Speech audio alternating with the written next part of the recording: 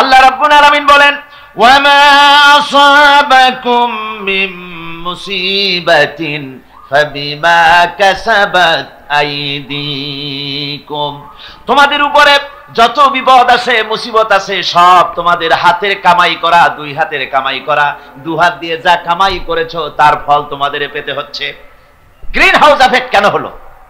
কারণ হচ্ছে আমাদের গাড়ি থেকে যে কার্বন ডাই অক্সাইড, কালো ধোঁয়া আমরা বের করি, আমাদের মিল কলকারখানা থেকে যে চিমনি থেকে কালো ধোঁয়া বের হয়, এগুলিকে শোষণ করার জন্য, এগুলিকে নষ্ট করার জন্য হলো গাছ। গাছ হলে মানুষের বন্ধু। আমরা জনমের মতো গাছ কাটি, লাগাই না। এভাবে করে প্রকৃতির ভারসাম্য আমরা নষ্ট করেছি। আমরা প্রকৃতির ভারসাম্য নষ্ট করবার জন্য ইচ্ছে করে দেশের পাহাড়গুলিকে ধ্বংস করছি, অথচ আল্লাহ পাক বলেছেন এই পাহাড় পৃথিবীর ভারসাম্য রক্ষার জন্য, প্রকৃতির ভারসাম্যকে রক্ষা করার জন্য আমি পাহাড় সৃষ্টি করেছি। জোরে বলেন সুবহানাল্লাহ। মানুষ এভাবে নিজের সর্বনাশ নিজেই করতেছে।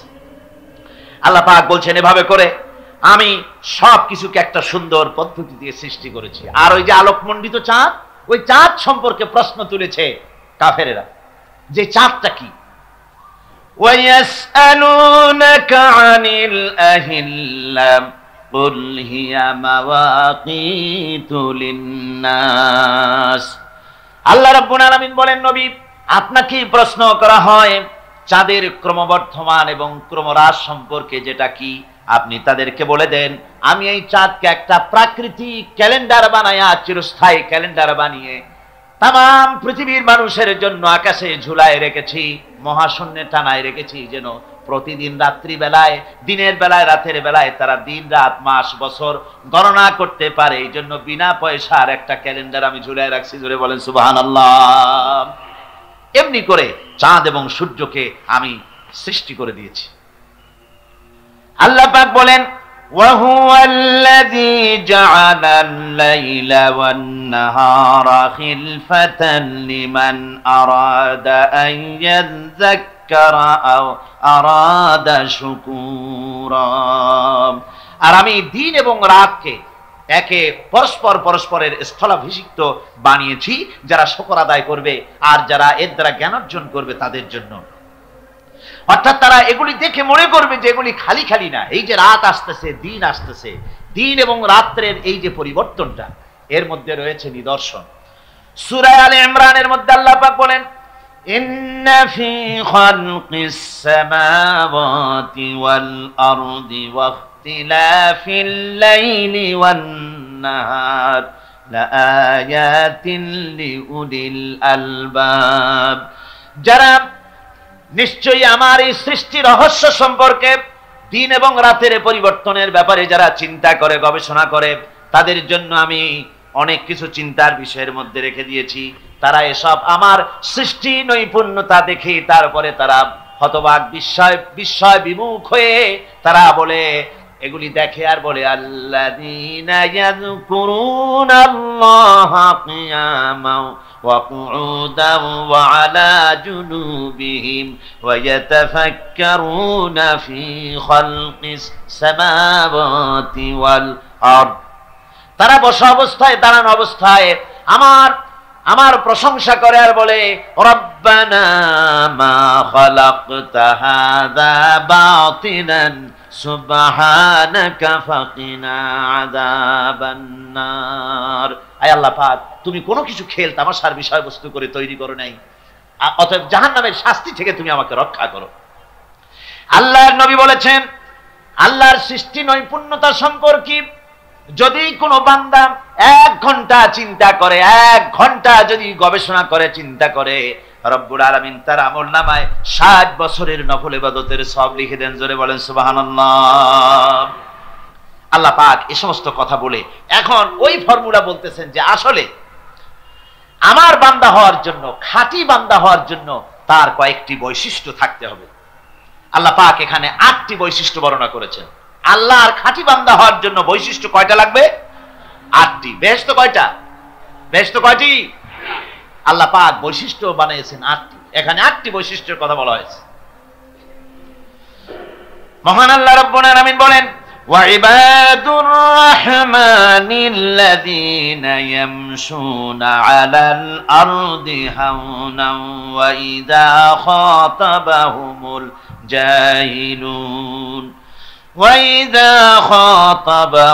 الجاهلون قالوا سلاما রহমানের খাঁটি বান্দা তারা, রহমানের আসল বান্দা তারা যারা নাকি জমিনের উপর থেকে যখন হাঁটে খুব বিনয় বিনম্রতার সাথে তারা চলে। ওয়াইদা খাতাবাহুমুল জাহিলুন, আর যখন জাহিলরা তাদের সঙ্গে কথাবার্তা বলতে আসে তখন তারা তাদেরকে বলে তোমাদের প্রতি সালাম, এই বলে তারা চলে যায়। অর্থাৎ এই 8টি বৈশিষ্ট্যের প্রথম বৈশিষ্ট্য ধরা হয়েছে চালচলনকে। ইমানদার খাঁটি বান্দা যারা, তাদের চালচলন সম্পর্কে প্রথম বৈশিষ্ট্য ধরা হয়েছে। তার মানে হচ্ছে নির্লজ্জ, স্বৈরাচার, মাস্তান, গুন্ডা, বদমাশ, অত্যাচারী, এদের চালচলন এক ধরনের। আবার অন্যদিকে ব্যক্তিত্ব সম্পন্ন, মর্যাদাবান, এরপরে শিক্ষিত, ভদ্র, মার্জিত, তাদের চালচলন ভিন্ন ধরনের। এই দুই শ্রেণীর চালচলন কি একরকম হয় নাকি? একরকম হয় না। তার কারণ হচ্ছে ব্যক্তির চালচলনের মাঝেই তার অবস্থাটা বোঝা যায় যে আসলে লোকটি কেমন। আল্লাহ রাব্বুল আলামিন এই কথার দ্বারা এটা প্রমাণ করতে চান যে মোমেন বান্দা যারা হবে, আল্লাহর খাঁটি বান্দা যারা হবে, তাদের পরিচয় দেওয়া লাগবে না। তাদের চালচলন দেখে, তাদের হাঁটা দেখে, তাদের চলা দেখে, তাদের বলা দেখে, তাদের আচরণ দেখে লোকেরা বুঝতে পারবে যে ইনি হচ্ছেন আল্লাহর একজন খাঁটি বান্দা, একজন মোমেন ব্যক্তি, এ কথা বুঝতে পারবে। আর সে ব্যক্তি জমিনের উপরে চলবে খুবই বিনম্র ভাবে। কোরআনে কারিমে অন্য জায়গায় আল্লাহ রাব্বুল আলামিন বলেছেন, ওয়ালা তামশি ফিল আরদি মারহান ইন্নাকা লান তাখরিকাল আরদা ওয়া লান তাবলুগাল জিবালা তুলা। আমার জমিনের উপরে অহংকারের পদবরে হেঁটো না, আমার জমিনের উপরে অহংকার করে জমিনের উপরে হেঁটো না। তুমি জমিনের উপরে অহংকার করে হেঁটে পদাঘাত দিয়ে আমার এই জমিনকে ফাটায় দিতে পারবে না, আর তুমি লাফ দিয়ে আমার আকাশে, আমার পাহাড়ের উচ্চতাও তুমি ছাড়িয়ে যেতে পারবে না। অহংকার করে কেউ কি পায়ের আঘাত দিয়ে জমিনটাকে ফাটায় দিতে পারে? কি বলেন, পারবে? আর অহংকার করে লাফ দিয়ে পাহাড়ের উচ্চতাও কি কেউ ছাড়িয়ে দিতে পারবে? পারবে না। সুতরাং অহংকার, মোমেন ব্যক্তি যারা, তারা অহংকার করতে পারে না। অহংকার মোমেনের স্বভাব নয়। অহংকার করতে পারে কেবলমাত্র আল্লাহ রাব্বুল আলামিন। অহংকার হচ্ছে আল্লাহ পাকের ইজাত। অহংকার কি করতে পারেন? আল্লাহ পাক করতে পারেন। মানুষের অহংকার শোভা পায় না। মানুষ, তোমার আবার অহংকার কিসের? এক ফোঁটা নাপাক পানি দিয়ে যার জন্মের উৎস, এমন নাপাক পানি যা শরীর থেকে নির্গত হলে পরে গোসল করা ফরজ হয়ে যায়, এমন এক ফোঁটা নাপাক পানি যার জন্মের উৎস, তার অহংকার কিসের? অহংকার করবেন আল্লাহ রাব্বুল আলামিন। হাদিসে কুদসির ভিতরে এসেছে, আল্লাহ পাক বলেছেন, যে ব্যক্তি অহংকার করে সেজন্য আমার চাদর নিয়ে টানাটানি করে। জোরে কোন নাউযুবিল্লাহি মিন যালিক। সূরা কাসাসে এই আয়াত, অন্য জায়গায় আল্লাহ রাব্বুল আলামিন এই কথা আবার এভাবে বলতেছেন, ওয়াইজা সামিউল লাগবা আ'রাদু আনহু ওয়া ক্বালু লানা আ'মালুনা ওয়া লাকুম আ'মালুকুম সালামুন আলাইকুম লা নাবতাগিল জাহিলিন।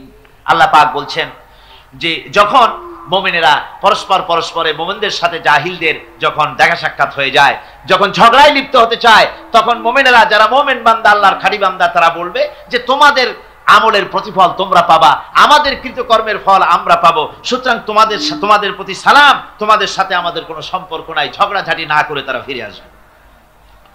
আল্লাহ পাক এরপরে বলেন, ওয়াল্লাযীনা ইয়াবীতুনা লিরাব্বিহিম সুজদান ওয়া কিয়ামা। রহমানের খাঁটি বান্দা তারাই আরেকটি বৈশিষ্ট্য, তাদের এই 2 নম্বরের বৈশিষ্ট্য বার বলা হচ্ছে। রহমানের, আল্লাহর খাঁটি বান্দার 2 নম্বরের বৈশিষ্ট্য যেটা, সেটা হচ্ছে এই যে তারা রাত কাটায় তার রবের হুজুরে, আল্লাহর দরবারে সেজদা দিয়ে দাঁড়িয়ে থেকে কান্দাকাটি করে তারা রাত গুজরান করে। জোরে বলেন সুবহানাল্লাহ। আর এর বিপরীত যারা, তারা রাত কাটায়, রাতের বেলা মদ, জুয়া, সিনেমা, গান বাজনা, অশ্লীলতা, নাটক, হাবিজাবি, গল্প গুজব করে তারা তাদের রাত কাটায়। আর যারা মোমেন বান্দা, আল্লাহর বান্দা, যারা খাঁটি বান্দা, তারা এই রাত তারা আল্লাহর ইবাদতের ভিতর থেকে কান্দাকাটির মধ্য দিয়ে দাঁড়িয়ে দাঁড়িয়ে অথবা সেজদার ভিতরে তারা তাদের রাত কাটিয়ে দেয়। কোরআনে কারীমে আল্লাহ রাব্বুল আলামিন একথা এভাবে বলেছেন, তাতাজাফা জুনুবুহুম আনিল মাদাজি ইয়াদউনা রাব্বাহুম খাওফান ওয়া তামআন। আমার মুমিন বান্দারা তাদের পার্শ্বদেশ এবং পৃষ্ঠদেশ বিছানার উপরে বেশি রাত থাকে না। তারা তাদের রবের প্রতি রবের ভয়, আল্লাহর ভয়, আশা এবং আশা পোষণ করে। আর তারা আল্লাহকে ভয় করে। ভয় করে তারা বিছান থেকে নিজের পিঠকে আলাদা করে নিয়ে তারা রাতের বেলায় আমার কাছে কান্দে, আমার কাছে দোয়া করে, তারা কান্দে, ইবাদত করে। সূরা যারিয়াতের ভিতরে রব্বুল আলামিন বলতেছেন, কানু কালিলাম মিনাল লাইলি মা ইয়াহজাউনা ওয়া বিল আসহারি হুম ইস্তাগফিরুন। আমার এই মুমিন বান্দাগুলি, আমার খাঁটি বান্দা যারা, তারা সারা রাত ঘুমায় না। রাতের একটা অংশ মাত্র তারা ঘুমায়, সারা রাত ঘুমায় না, একটা অংশ তারা ঘুমায়, আর বাকি অংশটুকু শেষ রাত্রে তারা ওঠে আর আমার দরবারে তারা কান্দে, মাপ চায় আর কাঁদতে থাকে, চোখের পানি ফেলতে থাকে। আল্লাহ রাব্বুল আলামিন শেষ রাত্রে প্রথম আকাশে আসেন। হাদিস শরীফে এসেছে, প্রথম আকাশে আল্লাহ রাব্বুল আলামিন এসে দুনিয়ার মানুষকে ডাকেন, কে আছো? গুনাহ করে জীবন বোঝাই করে ফেলেছো, নাফরমানি করেছো, গুনাহ করেছো, অথবা বিপদে পড়েছো, ঋণগ্রস্ত হয়ে পড়েছো, অসুবিধায় পড়েছো, মামলা মোকদ্দমায় পড়েছো, আমার কাছে মাপ চাও, আমার কাছে সাহায্য চাও। এই সময় যে সমস্ত বান্দারা আরামের ঘুমকে হারাম করে আল্লাহর দরবারে কাঁদতে থাকে, তাহাজ্জুদের নামাজ আদায় করে যখন হাত তুলে কাঁদে, আল্লাহ পাক তখন এই দৃশ্য দেখে ফেরেশতাদের বলেন, ও আমার ফেরেশতারা, আমার ওই বান্দাগুলি কাঁদে কেন? সমস্ত মানুষ যখন ঘুমানো, এই বান্দাগুলি কাঁদে কেন বলো? ফেরেশতারা বলে, আল্লাহ তুমি তো ভালো করে জানো। ফেরেশতারা বলে, আল্লাহ পাক বলবেন, তবুও তোমাদের মুখ থেকে শুনতে চাই। ফেরেশতারা তখন বলবে, রব্বুল আলামিন তোমার বান্দা গুনাহ করেছে, জাহান্নামের ভয়তে তোমার কাছে কাঁদতেছে, তোমার ভয়তে কাঁদে, জাহান্নামের ভয়তে কাঁদে। আল্লাহ জিজ্ঞেস করেন, ফেরেশতারা, ওরা যে আমার ভয়তে কাঁদে, ওরা কি আমারে দেখছে নাকি? ফেরেশতারা বলেন, না খোদা তোমারে দেখে নাই। আল্লাহ পাক বলেন, ওরা আমার যে জাহান্নামের ভয়তে কাঁদে, ওই জাহান্নাম তারা দেখেছে নাকি? ফেরেশতারা বলে, না আল্লাহ, তোমার জাহান্নাম ওরা দেখে নাই, তোমার বেহেশত কিছুই দেখে নাই। আল্লাহ পাক বলেন, ও আমার ফেরেশতারা, এই বান্দাগুলি আমার দোজখ দেখে নাই, আমাকে দেখে নাই, হাসর মিজান সিরাত কিছুই দেখে নাই। শুধু কোরআনের কথা শুনে, আমার নবীর কথা শুনে, আমার কোরআনের কথা শুনে বিশ্বাস করে আরামের ঘুমকে হারাম করে কিভাবে কাঁদতেছে তাকায় দেখ। আমার রহমতের দরিয়ায় জোশ মেরে গেছে, তোরা সাক্ষী থেকে যা, আমার ওই ক্রন্দনরত বান্দাগুলিকে আমি আল্লাহ মাফ করে দিলাম। আমার ভাইরা, আল্লাহ পাক বলেন, আম্মান হুয়া কানিতুন আনা আল-লাইলি সাজিদাও ওয়া কাইমা। আল্লাহ রাব্বুল আলামিন বলেন, সিজদার ভিতরে আর দাঁড়ানোর ভিতরে আমার এই বান্দাগুলি আখিরাতে আমার সঙ্গে দেখা করা লাগবে এই ভয়তে, জাহান্নামের ভয়তে তারা কাঁদে, এভাবে কাঁদতে থাকে। আর আল্লাহ পাক ওই সময় তাদের গুনাহ মাফ করতে থাকেন। কোরআনে কারীমের ভিতরে আল্লাহ পাক বলেন, সারা রাত ঘুমাতে আল্লাহ নিষেধ করেছেন, সারা রাত যেন ঘুমায়ো না, পাইকারি ধরে ঘুমায়ো না, একটু জাগো। ওয়াযকুর ইসমা রাব্বিকা বুকরাতাও ওয়া আসীলা। সকাল এবং সন্ধ্যায় তোমার প্রভুর, তোমার রবের জিকির করো, স্মরণ করো। ওয়া মিনাল লাইলি ফাসজুদ লাহু ওয়া সাব্বিহহু লাইলান তাওয়িলা। তোমার রাতের বেলায় রাতের একটা অংশ সেজদায় অবনত হও, আর রাতের দীর্ঘ সময় ঘুমায় থেকো না, হয় একটা লম্বা সময় ঘুমাও, কিন্তু একটা অংশ রাখো যে সময় তুমি আমার দরবারে সেজদায় পড়ে যাবে, কাঁদবে। যেহেতু প্রেম ভালোবাসা ঢোল পিটায় করা যায় না। ঢোল পিটায় প্রেম করা যায়? যায় না। মানুষকে দেখায় দেখায় প্রেম ভালোবাসা করা যায় না। এটা হলো দুনিয়ার রীতিনীতি, দুনিয়ায় যেটা মানুষেরা করে। আসল সবচাইতে বড় ভালোবাসার পাত্র হলেন আল্লাহ, মাসুক হলেন আল্লাহ, আশেক হলো মানুষ। আশেক এবং মাসুকের ভিতরে প্রেম বিনিময় হবে, ভালোবাসার আদান প্রদান হবে, কথোপকথন হবে। এজন্য দিনের কোলাহলপূর্ণ অবস্থায় তা হয় না বলে রব্বুল আলামিন বলেন, আমি তোমাদের জন্য রাতকে একটা আচ্ছাদন, একটা পর্দা বানায় দিস। এই রাতের পর্দার ভিতরে থেকে আমারে ডাকো, আমাকে, আমার কাছে তুমি আমাকে ডাকো, একটা লম্বা সময় নিয়ে আমাকে বলতে থাকো, আমাকে ডাকতে থাকো। আল্লাহ পাক তার নবীকেও বলেছেন, ইয়া আইয়ুহাল মুযাম্মিলু কুমিল লাইলা ইল্লা কালিলা। হে চাদর আচ্ছাদিত ব্যক্তি, রাত্রিকালে সালাতে দণ্ডায়মান থাকো, কিন্তু কম। সারা রাত জাগার দরকার নেই, একটা অংশ জাগো, যখন তুমি আমার জন্য কাঁদবে, আমার জন্য সিজদায় পড়ে থাকবে। রাসূল পাক সাল্লাল্লাহু আলাইহি ওয়াসাল্লাম তাহাজ্জুদের নামাজি সিজদায় পড়ে থাকতেন, রাতে ঘন্টার পর ঘন্টা চলে যেতেছে। হযরত আয়েশা বলেন, আমি মনে করতাম সিজদায় এমন ভাবে রাসূল পড়েছেন আর ওঠেন না, আমার মনে হতো হুজুর বুঝি ইন্তেকাল করে গেছেন। আমি রাসূলের পায়ের আঙ্গুল ধরে আস্তে করে চাপ দিতাম, হুজুর তাতে একটু ব্যথা পেয়ে আঙ্গুল নাড়া দিতেন, তখন আমি মনে করতাম আল্লাহর নবী বিদায় হন নাই, বেঁচে আছেন। আবার কখনো দাঁড়িয়ে দাঁড়িয়ে নামাজের ভিতরে তেলাওয়াত করতে করতে রাত শেষ হয়ে যেত, আমার মনে হতো এই দাঁড়ানো থেকে হুজুর বুঝি আর রুকুতে যাবেন না।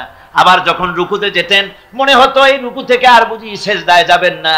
আবার যখন সেজদায় যেতেন মনে হতো এই সেজদা থেকে রাসূল বুঝি আর উঠবেন না। সুবহানাল্লাহ বিহামদিহি। সাহাবায়ে কেরাম জিজ্ঞেস করতেন, হে রাসূল, হযরত আয়েশা জিজ্ঞেস করে, হে রাসূল, আপনি এত কাঁদেন কেন, এত ইবাদত করেন, এত রাত জাগেন? হযরত আয়েশা বলেছেন, আল্লাহর নবী দাঁড়িয়ে দাঁড়িয়ে তেলাওয়াত করতে করতে, দাঁড়িয়ে দাঁড়িয়ে নামাজ পড়তে পড়তে পাও মোবারক, কদম মোবারক এমন ভাবে ফুলে যেত, সকাল বেলায় জুতার মধ্যে পাও ঢুকতো না। সুবহানাল্লাহ। এইভাবে রাসূল পাক কষ্ট করতেন। জিজ্ঞাসা করা হতো, এত ইবাদত কেন করেন? আপনার তো আগের পিছের সমস্ত গুনাহ আল্লাহ মাফ করেছেন, কোনো গুনাহ আপনার নাই, তবু আল্লাহ বলে দিয়েছেন নবী আপনার আগের পিছের সব মাফ, তারপরেও এত কাঁদেন কেন? আল্লাহর নবী বলেছেন, ও সাহাবীরাও, আমার স্ত্রীরা শোনো, আমি কি আমার বান্দার, আমি আমার আল্লাহর শুকরগুজারকারী বান্দায় কি আমি পরিণত হব না? যে আল্লাহ আমাকে এত নিয়ামত দিয়েছেন, আমি কি সেই আল্লাহর শুকরগুজার হব না? রাসূলুল্লাহ এভাবে কাঁদতেন। সুতরাং প্রত্যেকটি মুসলমানকে রাতের বেলায় আল্লাহর দরবারে হাত তুলে কাঁদতে হবে, মুনাজাত করতে হবে, রব্বুল আলামিন, যে গুনাহ করেছি, আমি যত গুনাহ করেছি, আমাকে তুমি নেয়ামত যা দিয়েছো, এই নেয়ামত তুমি না দিলেও পারতে, তুমি দয়া করে দিয়েছো। এভাবে যদি মানুষ কাঁদে, আল্লাহ এই অপরাধ করেছি, অপরাধের কথা যদি স্মরণ করে আর কাঁদতে থাকে, আল্লাহ রব্বুল আলামিনের রহমত তার উপরে তখন পড়তে থাকে। আর এই তাহাজ্জুদ, গভীর রাতের কান্দাকাটি, এই জন্য আল্লাহ পাক বলেন, এর আসল ব্যাপারটা হলো ইন্না নাশিআতাল লাইলি হিয়া আশাদ্দু ওয়াতআন ওয়া আকওয়ামু কিলা। আসল ব্যাপার হলো এই প্রকৃতপক্ষে রাতের বেলায় যে নামাজটা হয়, শয্যা ত্যাগ করে মানুষ যে নামাজ পড়তে দাঁড়ায়, এতে করে তার আত্মসংযমের ট্রেনিং হয়ে যায়, আল্লাহর সঙ্গে মহব্বত কায়েম হয়ে যায়। ইসলামী আন্দোলনের বিজয়ের জন্য কর্মীদের এটা সবচাইতে বড় ওষুধ। শুধু হরতালের প্রোগ্রাম দিয়া, শুধু মিছিলের প্রোগ্রাম দিয়া ইসলামী আন্দোলন বিজয় কোনো কালে হয় নাই আর হবেও না। এজন্য আন্দোলন যারা করে তাদেরকে গভীর রাত্রে উঠতে হয়, নফল রোজা রাখতে হয়, আর গভীর রাত্রে তেলাওয়াত করতে হয়, কাঁদতে হয় আল্লাহর কাছে, তা না হলে আন্দোলনের বিজয় হওয়া সম্ভব নয়। আমার বন্ধুগণ, আমরা জেনেছি ইতিহাসে আছে সাহাবায়ে কেরামদের সঙ্গে রোমকদের লড়াই হতেছে, রোমক সৈন্যরা যুদ্ধে জিততে পারতেছে না কিছুতেই। এরপরে তারা গোয়েন্দা বিভাগের লোক পাঠায় দিল, এদের সঙ্গে জিততে পারি না কেন, একটু খুঁজে দেখে আসো রাত্রে এরা করেটা কি। গোয়েন্দা বিভাগের লোক সারা রাত ঘুরে ঘুরে তারপরে এসে রিপোর্ট করলো, এরপরে এসে তাদের প্রধানের কাছে রিপোর্ট করলো, আমরা যে যার কাছে গিয়েছিলাম দেখে এলাম, হুম বিল্লাইলি রাহবানুন ওয়া বিন্নাহারি ফুরসানুন, আমরা দেখে এলাম যাদেরকে দিনের বেলায় প্রচন্ড শক্তিশালী বীর যোদ্ধা রূপে যাকে যুদ্ধ করতে দেখেছি ময়দানে, রাতের বেলায় দেখলাম গিয়া একেবারে নিতান্ত ফকিরের মতো কেউ তো সেজদায় পড়ে কাঁদতেছে, কেউ আবার তেলাওয়াত করতেছে, চোখ দিয়া পানি পড়তেছে, আবার কেউ নামাজ পড়তেছে, আবার কেউ হাত তুলে রেখেছে তাদের প্রভুর দরবারে, চোখের পানিতে তাদের চোখ বুক ভেসে যেতেছে। সারাটা রাত তেলাওয়াত আর সেজদা আর নামাজের মধ্যে তারা এভাবে কাটিয়ে দিয়েছে।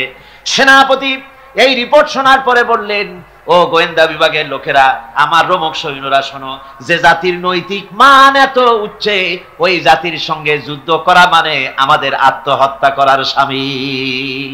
এদের সাথে কিছুতেই আমাদের পক্ষে পারা সম্ভব না। হ্যাঁ, এদের সাথে পারা যাবে যদি এই সম্পর্ক নষ্ট করে দেওয়া যায়।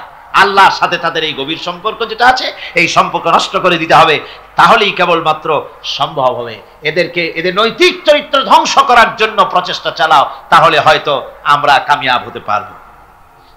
আমার বন্ধুগণ, এই জন্য গভীর রাত্রে যারা ইমানদার ব্যক্তি, তাদের জন্য গভীর রাত্রে জাগার একটা ব্যবস্থা আল্লাহ পাক বলেছেন। ইমানদার ব্যক্তিদের জন্য এটা হলো 2 নম্বরের বৈশিষ্ট্য।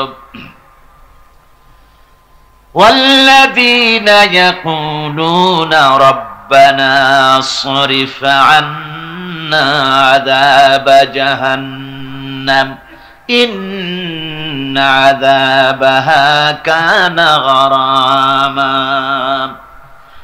রহমানের বান্দার, খাঁটি বান্দার 3 নম্বরের বৈশিষ্ট্য হচ্ছে এই, তারা আল্লাহ রব্বুল আলামিনের দরবারে হাত তুলে ফরিয়াদ জানায়, আল্লাহর কাছে মোনাজাত করে, আল্লাহ রব্বুল আলামিনকে বলে, আয় আল্লাহ, হে আমার প্রভু, আয় আমার রব, জাহান্নামের আগুন থেকে দয়া করে আমারে বাঁচাও। জোরে বলেন আমিন, জোরে বলেন আমিন। জাহান্নামের বর্ণনা আমরা এই মাহফিলে করেছি, করি নাই? মনে আছে? দারুণ কঠিন জায়গা, অত্যন্ত কঠিন জায়গা, মারাত্মক জায়গা জাহান্নাম। ওই জাহান্নামের জন্য আল্লাহর কাছে কাঁদতে হবে, মাপ চাইতে হবে জাহান্নাম থেকে। মুমিন ব্যক্তির 3 নম্বরের বৈশিষ্ট্যই তাই। সে বলবে, রব্বানা সরিফ আন্না আযাবা জাহান্নাম ইন্না আযাবাহা কানা গরামা। হায় আল্লাহ, তোমার জাহান্নামের শাস্তি থেকে তোমার কাছে মাপ চাই। আল্লাহ পাক বলেন, এই জাহান্নামের শাস্তি বড়ই প্রাণান্তকার হবে। ইন্নাহা সাআত মুস্তাকাররাও ওয়া মুকামা। জাহান্নাম হচ্ছে অবস্থানের জন্য অত্যন্ত নিকৃষ্ট, খুবই খারাপ জায়গা এই জাহান্নাম। সুতরাং জাহান্নামের শাস্তি থেকে সব সময়ের জন্য আল্লাহর কাছে মাপ চাইতে হবে। والذين إذا أنفقوا لم يسرفوا ولم يقتروا وكان بين ذلك قواما। রহমানের প্রকৃত খাঁটি বান্দা তারা, যারা নাকি যখন খরচ করে, খরচের সময় বেহুদা খরচ করে না, আবার খরচের ভিতরে কার্পণ্যতাও তারা করে না। ওয়াকানা বাইনা যালিকা কাওয়ামা, এই দুইয়ের মাঝে তারা ভারসাম্য রক্ষা করে, মধ্যম নীতি অবলম্বন করে চলে। তার মানে হলো, পয়সা আছে বলি এই পয়সা দিয়ে তারা মদ খায় না, জুয়া খেলে না, মিনা বাজার ইত্যাদি শয়তানি, বদমাশি, সিনেমা হল ইত্যাদি বানায়া পাপের বোঝা বাড়ায় না। তারা অতিরিক্ত কোনো খরচ করে না, আবার অর্থ পূজারী ব্যক্তির মতো কার্পণ্যতাও তারা করে না। দুইয়ের মাঝে তারা ভারসাম্য রক্ষা করে। এক শ্রেণীর লোক আছে, মাল শুধু জমায়, খরচ টরচ করে না। কোরআন শরীফে বলা হয়েছে, আল্লাযী জামা মালান ওয়া আদ্দাদা, মাল জমা করে আর গুনতে থাকে, মাঝে মধ্যে আবার টেলিফোন করে, হ্যালো সোনালী ব্যাংকের ম্যানেজার সাহেব নাকি? বলে, হ্যাঁ, দেখুন তো আমার আমলনামাটায় কত আছে এখন। হিসাব টিসাব করে আর তাড়াতাড়ি, এখন তো আর আমলনামা দেখতে সময় লাগে না, তাড়াতাড়ি দেখা যায়। আগে যেমন ব্যাংকে গিয়ে যদি জানতে কেউ চাইতো যে আমার ডেবিট কত, ক্রেডিট কত, ব্যালেন্স কত ইত্যাদি জানতে চাইলে তাকে একেবারে সেই লেজার খোলা লাগে, বিরাট বিরাট বই, বড় বড় কিতাব যা গরুর গাড়ি দিয়ে টানা লাগে, এত বিশাল বিশাল বই ছিল। এখন সেগুলি সংক্ষিপ্ত হয়ে একেবারে কম্পিউটারের মধ্যে ঢুকানো হয়েছে। কম্পিউটারের ভেতরে রয়েছে একটা ছোট্ট যন্ত্র, যার নাম হলো মাইক্রোচিপস। একেবারে এতটুকু ছোট্ট মাইক্রোচিপস। এই মাইক্রোচিপসের ভেতরে হাজার হাজার ক্লায়েন্টসদের ডেবিট, ক্রেডিট, তাদের ট্রানজাকশন, তাদের ব্যালেন্স সবকিছু রয়ে গেছে।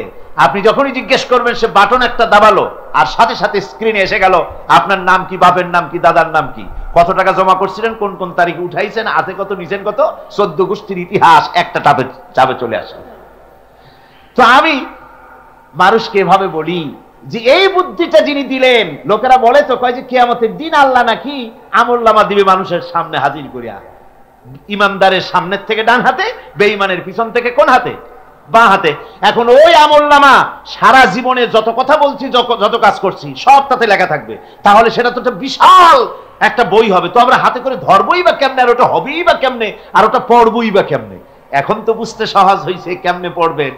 মানুষের মাথায় যদি এই বুদ্ধি আসে, একটা ছোট্ট মাইক্রোচিপসের ভেতরে যদি হাজার হাজার ক্লায়েন্টদের কোটি কোটি শত শত সহস্র কোটি একটা মাইক্রোচিপসের ভিতরে ঢুকানো যায়, তাহলে এই বুদ্ধি যিনি দিলেন তিনি বুঝি এর চাইতে ছোট্ট বইয়ের মধ্যে আপনার আমলনামা উঠাইতে পারবেন না নাকি?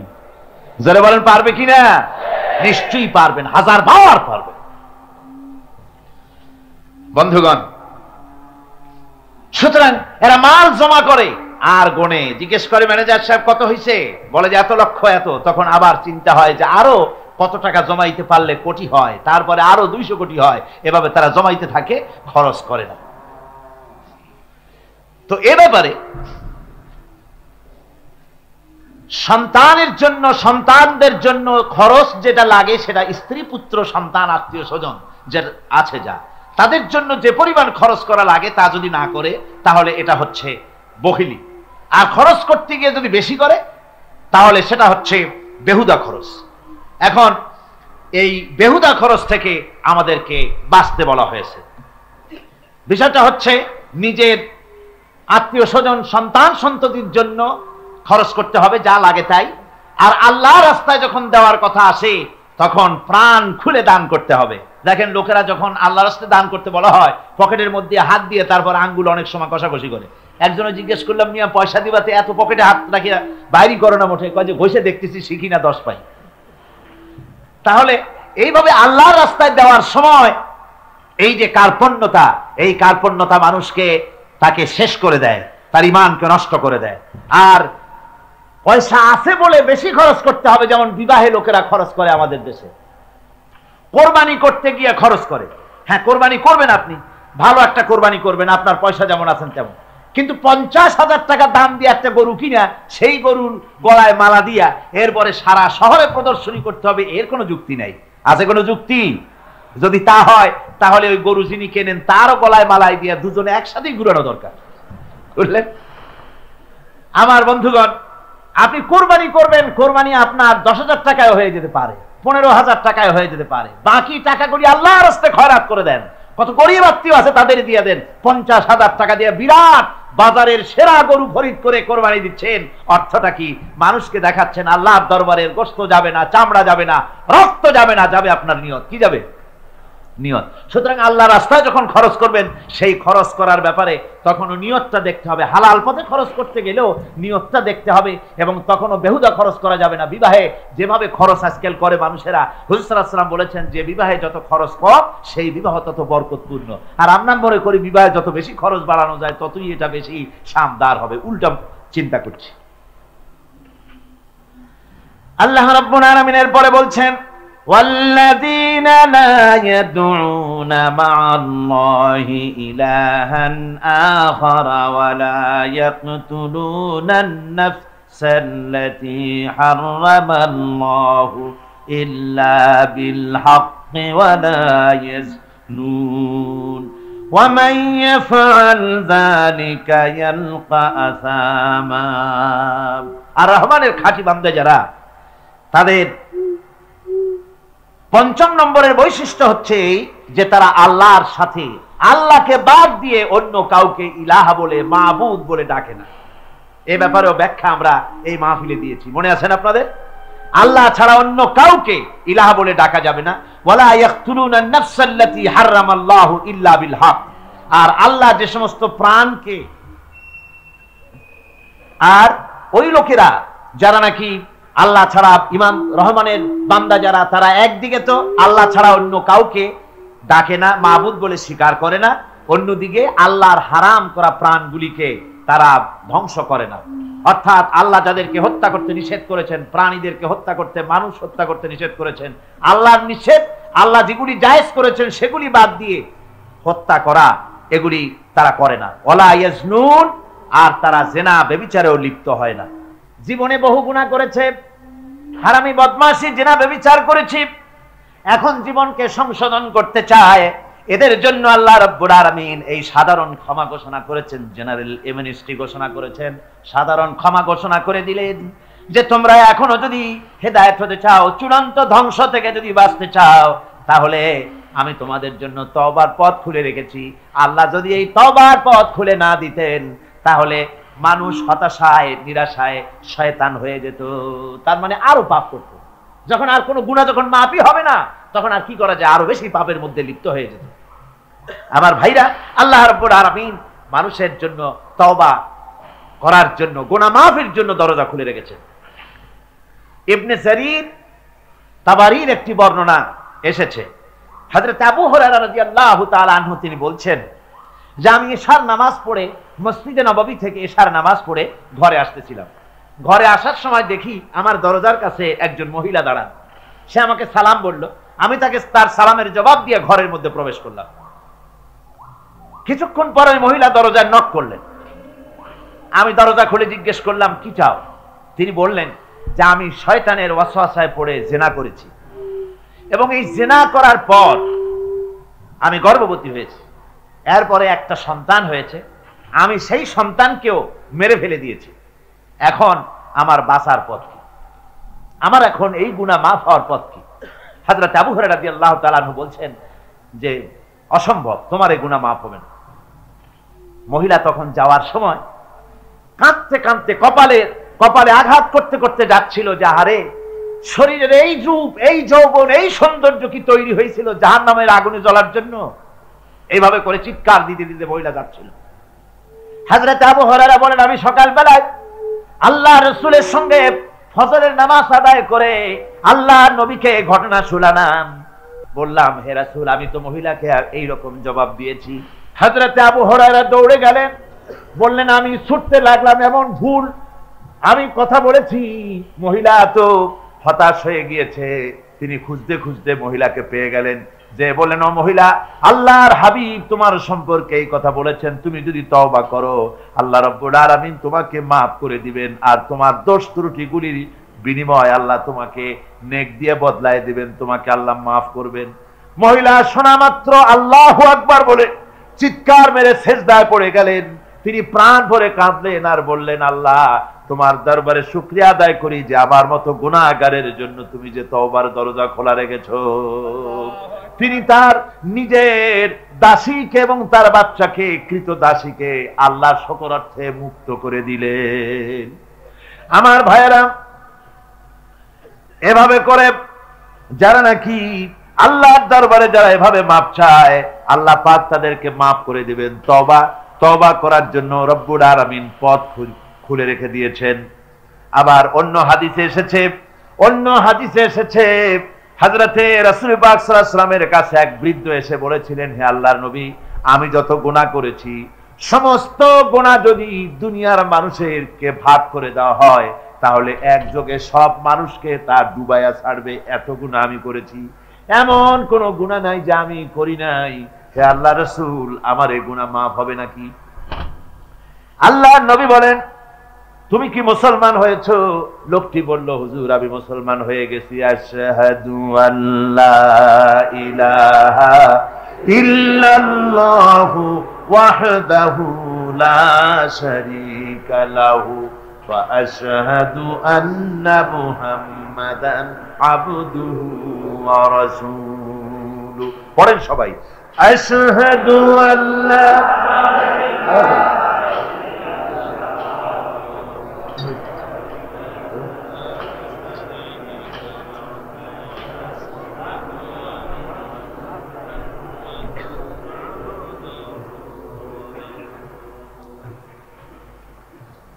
ওই লোকটি যখন কলেমা পড়লেন, বললেন, আমি মুসলমান হয়েছি। আল্লাহ নবী বলেন, শোনো, আল্লাহর বান্দা, তুমি যখন কলেমা পড়েছ, তোমার পেছনের তামাম জিন্দেগির সমস্ত গুনাহ খাতা আল্লাহ রাব্বুল আলামিন মাফ করে দিয়েছেন। শুধু মাফ করেন নাই, আরো কি করেছেন? ওয়ায়ুবাদদিলুল্লাহু সাইয়্যাতিহিম হাসানাত। দোষ ত্রুটি তোমার যা আছে, যে ব্যক্তি তওবা করে আল্লাহর পথে চলে, নেক আমল করে, পেছনের জীবনের দোষ ত্রুটি যা করেছেন সবগুলির বদলে আল্লাহ রাব্বুল আলামিন নেকি লিখে দিবেন। জোরে বলেন সুবহানাল্লাহ। তার মানে কি? তার মানে হচ্ছে জীবনে যত অপরাধ করেছিল, তওবা করে যখন ভালো কাজ করবে, আর পেছনের কথাগুলি যখন মনে করবে গভীর রাত্রে, আল্লাহ আমি এই ধরনের পাপ করেছিলাম, চুরি করেছি, ডাকাতি করেছি, জেনা করেছি, মদ খেয়েছি, মিথ্যা কথা বলেছি, এই সব কথা বলে যত অনুশোচনা করবে আর অনুতপ্ত হবে, চোখ দিয়া যত পানি পড়বে, নতুন নতুন করে তার আমল নামে আল্লাহ নেকি লিখতে থাকবেন। জোরে বলেন সুবহানাল্লাহ। এক ভাগ তাম পৃথিবীর সমস্ত প্রাণী জগতে ছড়ায় দেওয়ার পর আমাদের অবস্থা যদি এই হয়, তাহলে 99 ভাগ রহমত যার কাছে, বান্দার প্রতি তার মহব্বত কতখানি। আমার বন্ধুগণ, রাসূল পাক সাল্লাল্লাহু আলাইহি ওয়াসাল্লাম বলেছেন, ও সাহাবীরা, একজন লোক উটের পৃষ্ঠে যাচ্ছিল কোথাও, উটের পৃষ্ঠে তার খাবার আছে, পানিও আছে, যেতে যেতে মরুদ্যানের মধ্যে সে বিশ্রাম করলো। ঘুমের থেকে জেগে দেখে উট নাই, খাবার নাই, পানিও নাই। বড় লোকটা কেমন পেরেশান হয়। সাহাবীরা বলেন, হুজুর, উট হচ্ছে মরুভূমির জাহাজ, উট হারায় গেছে, টাকা পয়সা যা ছিল, খাদ্য খাবার ছিল, সব চলে গেছে, এর থেকে পেরেশানি তো আর কিছুই হয় না। হুজুর বলেন, লোকটা খানিকক্ষণ চিন্তা ভাবনা করতে করতে কিছুক্ষণ পর দেখলো উট ফিরে এসেছে, সমস্ত টাকা তার ওই খাদ্য আর পানিও নিয়ে হাজির হয়ে গেছে। বলো কেমন খুশি হয়? হুজুর, হযরত সাহাবীরা বলেন, হুজুর, এর থেকে খুশি আর কি হতে পারে? লোকটার দিল তো ভরে যাবে। আল্লাহর নবী বলেন, ওগো সাহাবীরা, কোন বান্দা যদি আল্লাহর থেকে নাফরমান হয়ে যায়, নামাজ ছেড়ে দেয়, জিনা ব্যভিচার বদমাশি নাফরমানিতে যদি যখন লিপ্ত হয়ে যায়, উঠারা ব্যক্তি উট পাওয়ার জন্য যেমন পেরেশানি বোধ করে, আল্লাহ রাব্বুল আলামিন তার ওই নাফরমান বান্দার জন্য, আল্লাহ রাব্বুল আলামিন ফিরে আসার জন্য আল্লাহ রাব্বুল আলামিন চান। বান্দা যখন নাফরমান বান্দা নিজের গুনাহ বুঝতে পেরে যখন সেজদায় পড়ে গিয়া কান্দে, রব্বুল আলামিন আমার গুনাহ মাফ করে দাও, এইভাবে যখন কাঁদতে থাকে, রব্বুল আলামিন আল্লাহর হাবিব বলেন, উঠারা ব্যক্তি উঠ পেরে পড়ে, ওই ব্যক্তি যত খুশি হন। কোন নাফরমান বান্দা যখন সেজদায় পড়ে যায়, আল্লাহ রাব্বুল আলামিন এর চাইতে লক্ষ কোটি গুণে বেশি খুশি হয়ে যান। আল্লাহ পাক হচ্ছেন রহমান রহিম, গাফুরুর রহিম। পৃথিবীতে এমন কে আছে আপনি আমাকে বলেন? এমন কে আছে অপরাধ করবে না আর সে বলবে আয় তোরে মাফ করে দেই? বলেন, এরকম আছে নাকি? কেউ বলেন আছে? এমন কি বাপ মা ছেলে অন্যায় করেছে, বাপ মার দিল চায় ছেলেটা যদি মাপ চাইতো, বড্ড ভালো হতো, ওর সাথে প্রাণ ভরে কথা বলতাম, বুকের সাথে জড়িয়ে নিতাম। কিন্তু মুখ খুলে বলে না যে অপরাধ করেছিস, মাপ চাইয়া যা, এরকম বলে না। মাও বলে না, বাপেও বলে না। কিন্তু একমাত্র মহান সত্য রব্বুল আলামিন, বান্দা যখন গুনাহ করে আল্লাহ ডাকে, বান্দারে গুনাহ করেছিস ফিরে আয়, আমি তোরে মাফ করে দেব। গুনাহ করেছিস ফিরে আয়, জিনা করেছিস ফিরে আয়, মদ খেয়েছিস ফিরে আয়, মানুষ হত্যা করেছিস ফিরে আয়, কুফরি করেছিস ফিরে আয়, আগুন পূজা করেছিস ফিরে আয়, মাটি পূজা করেছিস, সূর্য পূজা করেছিস, যা করেছিস না কেন ফিরে আয়, আমাকে ডাক দে, আমি তোর জিন্দেগির গুনাহ আমি আল্লাহ মাফ করে দেব। এই জন্য আল্লাহ রাব্বুল আলামিনকে যখন কোন বান্দা একবার ডাকে, দিল থেকে, কলিজা থেকে একটা ডাক যদি দেয়, আল্লাহ 1000 ডাকের তুলনায় একটা ডাক আল্লাহ কলিজা থেকে ডাক। এ ডাকটা কোথা থেকে? কলিজা থেকে। दिल से जुबात निकलती है, असर रखती है, पर नहीं मगर ताकते परवास रखती है। অন্তর থেকে যে কথা বেরোয় তা প্রভাব বিস্তার করে। কলিজা থেকে যদি কেউ ডাক দেয় আল্লাহ, কলিজার একটা ডাক আলাদা না? বলেন আলাদা কিনা? কলিজা থেকে ডাক, বলেন না সবাই আল্লাহ। কলিজা থেকে একটা ডাক যদি কেউ ভাবে আল্লাহকে ডাক দেয় আল্লাহ, আল্লাহ রাব্বুল আলামিন, বান্দা যখন একবার ডাক দেয় আল্লাহ তখন 70 বার লাব্বাইক বলেন, 70 বার সাড়া দিয়া বলে, বান্দা কি চাও, আমি তোর কাছে হাজির, কি চাস বল আমার কাছে, আমি মাফ করে দেব। সুতরাং আল্লাহ রাব্বুল আলামিন বলছেন, আমার কাছে ক্ষমা চাও, মাফ চাও, আমার কাছে মাফ চাও, যত মাফ চাইবে আমি মাফ করে দেব। পৃথিবীতে এমন কেউ নাই যার কাছে বেশি চাইলে তিনি খুশি হবেন। আল্লাহ রাব্বুল আলামিন এমন এক সত্তা যার কাছে যত বেশি চাওয়া যাবে তিনি তত বেশি খুশি হবেন। হর হামেশা দেনে কো वो तैयार है जो न मांगे उससे वो बेजार है। যত বেশি চাওয়া যায় আল্লাহর কাছে আল্লাহ তত খুশি হন, আর যে ব্যক্তি চায় না আল্লাহর কাছে আল্লাহ তার উপরে বেজার হয়ে যান। ومن تاب وعمل صالحا فإنه يتوب إلى الله متابا। আর যারা তওবা করে নেক আমল করে তার আল্লাহর দিকে ফিরে আসে, যেমনটি তার আশা উচিত তেমন ভাবে সে আল্লাহর কাছে ফিরে আসে, তার মানে হলো তওবা মাফ, তওবা কবুল করার জন্য, গুনাহ মাফ করার জন্য পৃথিবীতে কেউ নাই। আছে কেউ? গুনাহ কি কেউ মাফ করতে পারে? দুনিয়ায় কেউ পারে? আকাশে কেউ পারে? আল্লাহ ছাড়া কেউ গুনাহ মাফ করতে পারে? যদি মানুষ তওবা করে, রব্বুল আলামিন বলেন সে এমন ভাবে তওবা করে আল্লাহর কাছে ফিরে এসেছে যেখানেই তার আসা উচিত, এই জায়গা ছাড়া আর তার কোনো যাওয়ার জায়গা নাই। সুতরাং সে জায়গা মতো এসেছে, অনুতপ্ত এবং অনুশোচনা করেছে। আল্লাহ পাক এ ধরনের অনুতপ্তকারী, অনুশোচনাকারীকে রব্বুল আলামিন ক্ষমা করে দিয়ে থাকেন। والذين لا يشهدون الزور وإذا مروا باللغو مروا كراما। আর যারা মিথ্যার সাক্ষ্য হয় না, রহমানের বান্দা তারা যারা মিথ্যার সাক্ষ্য হয় না, এটা হচ্ছে ষষ্ঠ বৈশিষ্ট্য। আর তারা কোনো অনর্থক, কোনো নিরর্থক কোনো কাজ যদি দেখে, ঘটনা দেখে, সেখান থেকে তারা শরীফ মানুষের মতো, একেবারে নিতান্ত ভদ্র মানুষের মতো সেখান থেকে কেটে পড়ে। والذين إذا ذكروا بآيات ربهم لم يخروا عليها صما وعميانا। আর আমার বান্দাদের 7 নম্বরের, রহমানের বান্দা, খাঁটি বান্দা যারা, তাদের 7 নম্বরের বৈশিষ্ট্য হচ্ছে যে ওই সমস্ত বান্দারা তাদের কাছে যখন আমার আয়াতকে শোনানো হয়, আমার কোরআন তেলাওয়াত করে আমার আয়াত পড়ে যখন নসিহত শোনানো হয়, তখন তারা বোবার মতো, বধিরের মতো বসে থাকে না। কথা বুঝতে পেরেছেন? রহমানের খাঁটি বান্দা যারা, তাদের কাছে কোরআনের কথা ওয়াজ করে যখন শোনানো হয়, আল্লাহর কালাম যখন শোনানো হয়, আয়াত পড়ে পড়ে যখন নসিহত শোনানো হয়, লাম ইয়াখিরু আলাইহা সুম্মা ওয়া উমিয়ানা, তখন ওই ব্যক্তি অন্ধ এবং বধিরের মতো চুপ করে বসে থাকে না, বরং আমল করা শুরু করে দেয়। জোরে বলেন সুবহানাল্লাহ। যখন সে জানলো যে এগুলি হলো আল্লাহর বিরোধী কাজ, এগুলি আল্লাহর কাজ, আল্লাহ রাসূলের কাজ, তখন তা পালন করা শুরু করে দেয়। এই 5 দিন ধরে কোরআনের যে কথাগুলি হলো, এই কথাগুলি শোনার পর আপনারা কি বসে থাকবেন? বসে থাকবেন? যারা বসে থাকবে এইগুলি শোনার পরে, আল্লাহ তাদেরকে বলেছেন এরা হলো অন্ধ, এরা হলো বধির, এরা হলো বোবা। আমরা আল্লাহর এই যে কথা, আমরা কি অন্ধ আর বধির আর বোবা হবো নাকি? আমরা হবো না। আমরা অন্ধ নয়, বধির নয়, বোবা নই, বরং আল্লাহ যা বলেছেন, যা শুনলাম সামি'না ওয়া আতা'না, এই 5 দিন ধরে যা শুনলাম আল্লাহর কথা, কার কথা শুনলাম? আর সমস্ত কথা আমরা আমল করব। জোরে কোন আমিন। আল্লাহ যেন কবুল করেন। জোরে কোন আমিন। আমল করা কি? বসে না থাকা কি? বসে না থাকা হচ্ছে যা শুনলাম, আল্লাহর যা ফরজ, যা হুকুম, তা মানবো। আল্লাহ যা নিষেধ করেছেন তার থেকে ফিরে থাকবো, এটাই হলো কাজ।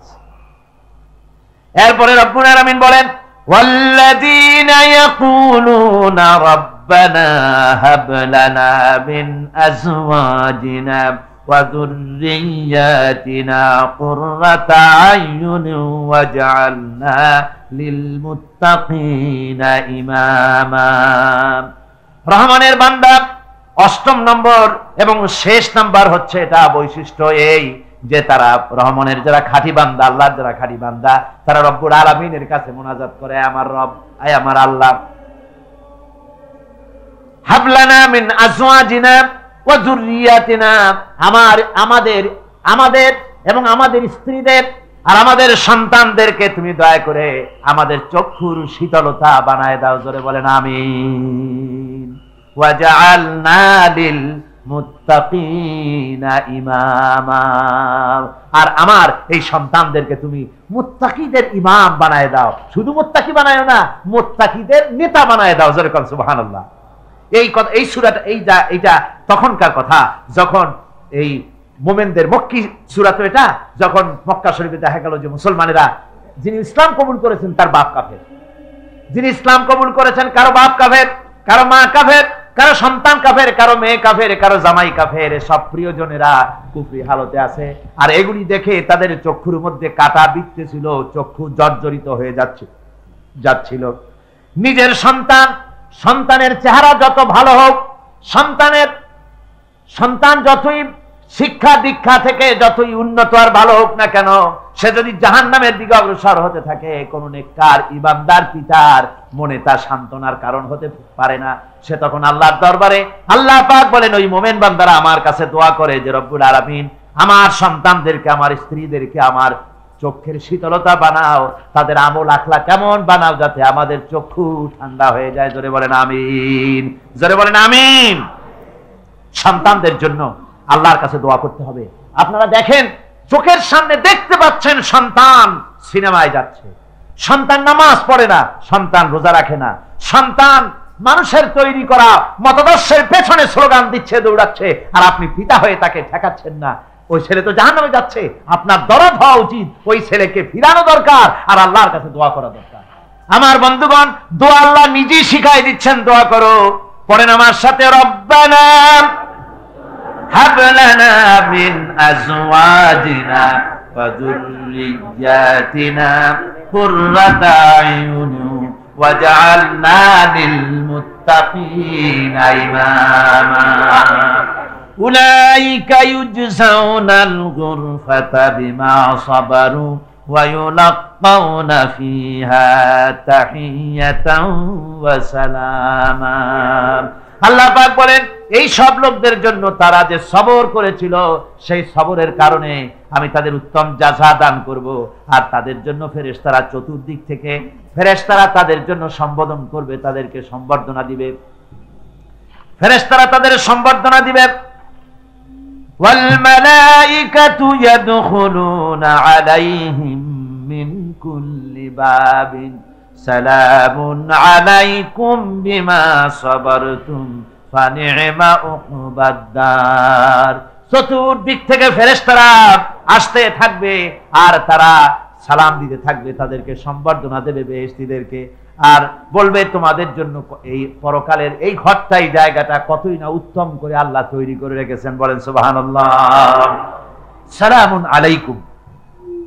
আল্লাহ বলছেন উলাইকা ইউজসাউনাল গুরফাতা বিমা সাবারু, তোমরা যে সবর ইখতিয়ার করেছিলে সেজন্য আজকে তোমাদের জন্য আমি এই বিরাট নিয়ামত তোমাদের জন্য রেখেছি।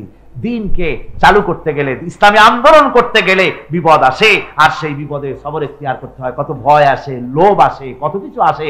এগুলিকে উপেক্ষা করে যারা ইসলামী আন্দোলনের জন্য নফসের খাহেশকে, আরামকে হারাম করে দিয়ে আন্দোলনে যারা ঝাঁপিয়ে পড়তে পারে, তাদের জন্য আল্লাহ পাক এই সমস্ত নেয়ামত রেখে দিয়েছেন।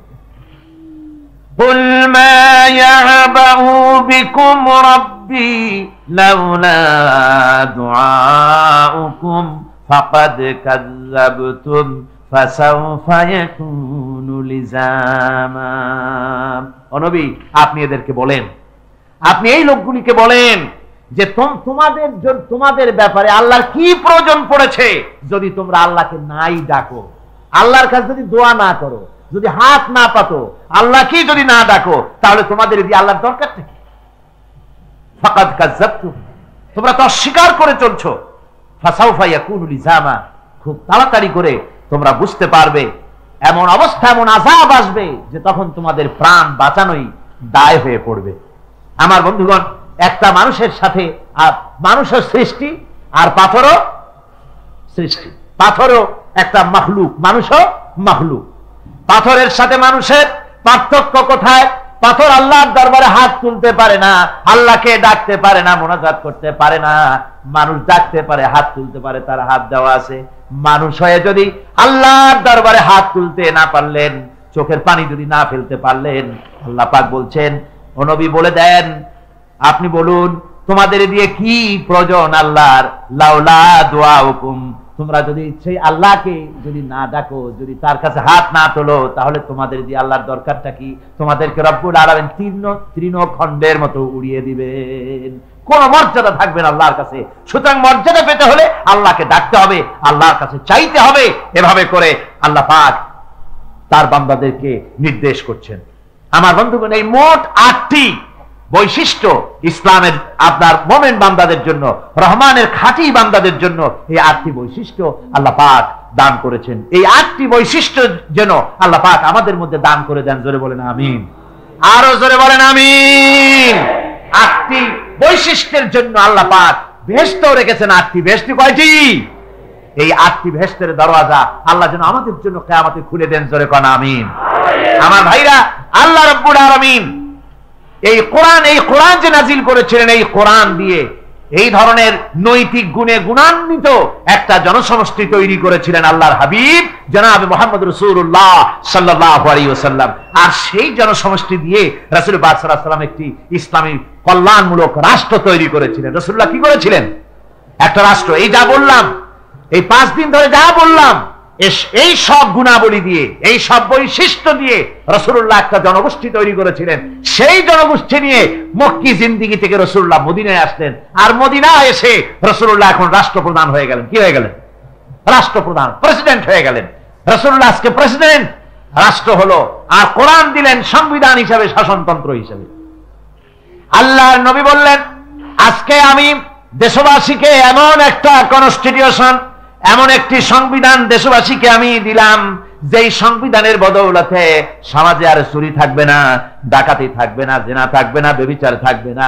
এর বদৌলতে মানুষ এখন দরজা খুলে ঘুমাতে পারবে, আর কোনো অশান্তি থাকবে না, চুরি হবে না, ডাকাতি হবে না, নারী ধর্ষণ হবে না, হত্যা হবে না, আরামের জমিন হয়ে যাবে, আর মানুষ শান্তিতে বসবাস করতে পারবে। হুজুর বললেন, খায়রুল কুরুনি কারনি, সর্বশ্রেষ্ঠ যুগ হচ্ছে আমার যুগ। আমার বন্ধুগণ, কোরআনের সমাজই ছিল পৃথিবীর সর্বশ্রেষ্ঠ সমাজ। সেই সমাজ ব্যবস্থাকে আমরা ভুলে গিয়েছি। আজকে সমাজতন্ত্র ব্যর্থ হলো কেন? কমিউনিজম ব্যর্থ হলো কেন? ব্যর্থ হওয়ার একমাত্র কারণ হলো তারা মানুষকে খেতে দিতে পারে নাই, পড়তে দিতে পারে নাই। পুঁজিবাদও ব্যর্থ, সমাজতন্ত্র ব্যর্থ। আসলে ওরা বলেছে আমরা সবাইকে সমান করে দেব, খাইতে দেব, পড়তে দেব, কাপড় দেব, চোপড় দেব, ওষুধ দেব, তোমাদের মৌলিক অধিকার, মৌলিক প্রয়োজন মিটাবো, এগুলি সব তারা বলেছে। কিন্তু মৌলিক প্রয়োজন মিটাতে পারে নাই। 70 বছর যেতে পারল না, বিদায় হয়ে গিয়েছে। মৌলিক প্রয়োজন মিটাতে পারে শুধুমাত্র কোরআন। কে মিটাতে পারে? জোরে বলেন, কে পারে? কোরআন পারে মানুষের মৌলিক প্রয়োজন মিটাতে। হযরত আবু হুরায়রা রাদিয়াল্লাহু তাআলা আনহু বলেন, আমি রাসূলুল্লাহর কাছে গেলাম, হুজুরকে গিয়ে সালাম করলাম। আল্লাহর নবী সালামের জবাব দিলেন, কিন্তু দেখতে পেলাম মুখ নড়ে, আওয়াজ বেরোলো না। কারণ কি? কাছে গিয়ে দেখি নবীজি ক্ষুধার যন্ত্রণায় কথা বলতেছেন, আওয়াজ বেরোতেছে না। এত ক্ষুধা লেগেছে আল্লাহর নবীর। 2-4 দিন চলে গেছে, খাবার নাই। রাসূলুল্লাহ সমস্ত গনিমতের মাল, যাকাত সদকার মালগুলি, খাদ্য দ্রব্যগুলি 2 হাতে বিতরণ করেছেন। নিজের পেটে খাবার নাই, মানুষকে দিতেছেন। দিতে দিতে ইশার নামাজ পড়ে নবীজি ঘরের মধ্যে প্রবেশ করে হযরত আয়েশা সিদ্দিকা রাদিয়াল্লাহু তাআলা আনহাকে ডেকে বলেন, আয়েশা রে, সারাদিন কষ্ট করেছি, দারুণ ক্ষুধা লেগেছে, তাড়াতাড়ি করে কিছু খাবার আমারে এনে দাও। হযরত আয়েশা হুজুরের ক্ষুধার্ত, শ্রান্ত ক্লান্ত চেহারার দিকে তাকাইয়া হযরত আয়েশা কেঁদে ফেলেছেন। হযরত মা আয়েশা কাঁদেন আর বলেন, ইয়া রাসূলুল্লাহ, হে আল্লাহর নামের কসম করে বলি, আমি আয়েশার ঘরে কোনো পানি ছাড়া কোনো খাবার নাই। এই ছিল রাসূলের আদর্শ। হাদিস শরীফে এসেছে, আল্লাহর নবী বলেন, তোমরা যদি রাষ্ট্রীয় ক্ষমতায় যাও, বাড়ি না থাকলে সরকারি খরচ একটা বাড়ি নিতে পারো। তোমার যদি যানবাহন না থাকে, সরকারি খরচের যানবাহন নিতে পারো। ছেলে মেয়ের কাপড় চোপড়, লেখাপড়া, শিক্ষা, চিকিৎসার জন্য যদি না থাকে, তাহলে তুমি সরকার থেকে নিতে পারো। কিন্তু এর থেকে 1 চুল পরিমাণ যদি পাও বাড়াও, সরকারের মাল, জনগণের মাল, এর থেকে প্রয়োজনের বাইরে যদি তুমি নিজের জন্য নিতে থাকো, কিয়ামতের দিন আল্লাহর দরবারে চোরের কাতারে তোমারে দাঁড়ানো লাগবে। দুনিয়ায় যত সম্মান পাও না কেন, কিয়ামতে আল্লাহর দরবারে কিসের কাতারে দাঁড়াবে? চোরের কাতারে দাঁড়াতে হবে। রাসূল পাক সাল্লাল্লাহু আলাইহি ওয়াসাল্লাম এমন এক সমাজ কায়েম করেছিলেন, আমার হতাশাগ্রস্ত ছাত্ররা, যেসব ছাত্ররা সমাজতন্ত্র তোমরা করো, যারা সমাজতন্ত্র করতে হতাশাগ্রস্ত হয়েছে, এখন যাব কোথায় বলে হতাশ হয়ে গিয়েছো তোমরা, আমরা তোমাদেরকে দাওয়াত দেই, কোরআনের মাহফিল থেকে দাওয়াত দেই, ফিরে আসো। হতাশ হওয়ার কোনো কারণ নাই। লেনিন মরার, ও মরে গেছে। কার্ল মার্কস মরার, মরে গেছে, পচে গেছে, গলে গেছে, দুনিয়া থেকে শেষ হয়ে গিয়েছে। আল্লাহ নবীর নেতৃত্ব, সূর্য যতদিন উঠবে আর ডুববে, নবীজির নেতৃত্ব শেষ হবে না। ওই নেতৃত্বে আসো, রাসূলের নেতৃত্ব মেনে নাও, কোরআনের শাসন মেনে নাও, তাহলেই শান্তি পাবে তোমরা।